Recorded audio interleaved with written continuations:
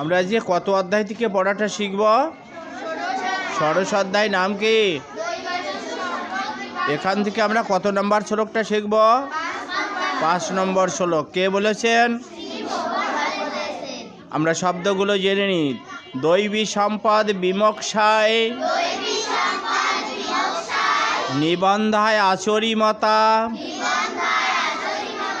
মা শুচ সম্পদম দৈবীম অভিজাত আচরিমত অভিজাত অসি পাণ্ডব। দৈবী সম্পদ বিমোক্ষায়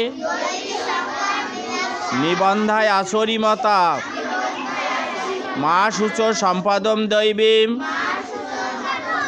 অভিজাত অসি পাণ্ডব। আমরা অনুষ্ঠব ছন্দে পাঠটা শিখছি। দৈবী সম্পদ বিমোক্ষায়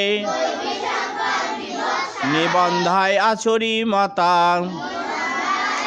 মা শুচ সম্পদম দৈবীম অভিজাত অসি পাণ্ডব।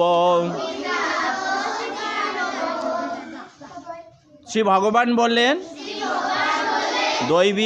দৈবী গুণাবলী মুক্তির অনুকূল, আর আসরি গুণাবলী সংসার বন্ধনের কারণ।